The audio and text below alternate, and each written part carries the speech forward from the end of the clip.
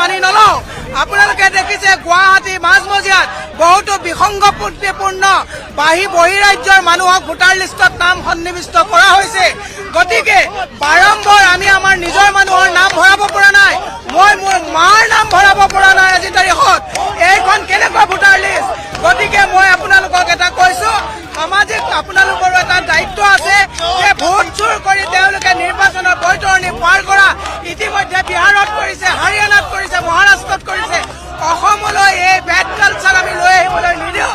তাৰ কাৰণে অসমৰ মানুহক সজাগ হ'বৰ কাৰণে আমি আহ্বান জনাই ইলেকশ্যন কমিশ্যনক আমি CBI তদন্ত দি এই জুম মিটিংখনত আৰ্কাইভৰ পৰা গোটেই বস্তুটো কালেক্ট কৰি এইখন জুম মিটিঙত দিলীপ শইকীয়াক ইয়াৰ পৰা পদত্যাগ কৰি অসমৰ পৰা খেলিব লাগে।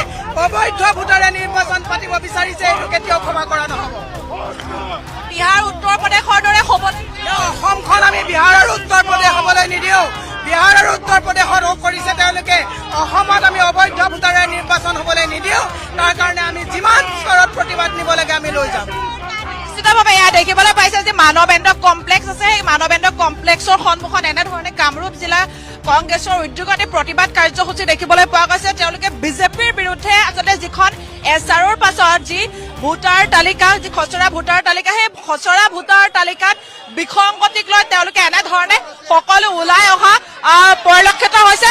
জিলা কংগ্ৰেছৰ সভাপতিগৰাকীৰ সমান্তৰালকৈ মহিলা কংগ্ৰেছৰ সভানেত্ৰী মীৰা বৰঠাকুৰে ইতিমধ্যে গোটেই বিষয়টোৰ সন্দৰ্ভত উল্লেখ কৰিছে যে এনেধৰণে হ'লে আচলতে বিহাৰ উত্তৰ প্ৰদেশৰ দৰে হ'বলৈ নিদিয়ে আচলতে অসমত হয়তো নিৰ্বাচন বৰ্জন কৰিবলৈ এনেধৰণে তেওঁলোকে নিৰ্বাচন বৰ্জন কৰাৰ হুংকাৰ দিছে। এয়া দেখিবলৈ পাইছে এনেধৰণে আচলতে যি নিৰাপত্তাৰক্ষী আৰু যি প্ৰতিবাদকাৰীৰ মাজত এক প্ৰকাৰৰ এনেধৰণে আচলতে প্ৰতিবাদকাৰীয়ে বাহিৰত প্ৰতিবাদ কৰিবলৈ ওলাইছে, কিন্তু এনেধৰণে নিৰাপত্তাৰক্ষীয়ে তেওঁলোকৰ যিটো নিৰাপত্তা বেষ্টনী গঢ়ি লোৱা দেখিবলৈ পোৱা গৈছে।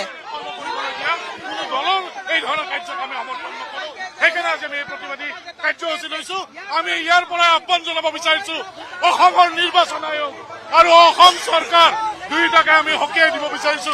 এই ধৰণৰ কাৰ্যৰ পৰা অনাগত দিনত তেওঁলোকে যাতে বিৰত থাকে। তেওঁলোকে যদি সঁচাই উন্নয়ন কৰিছে, উন্নয়নৰ কথা লৈ তেওঁলোকে ৰাজনীতিৰ পথাৰত আহক। ভোট চুৰি কৰি তেওঁলোকে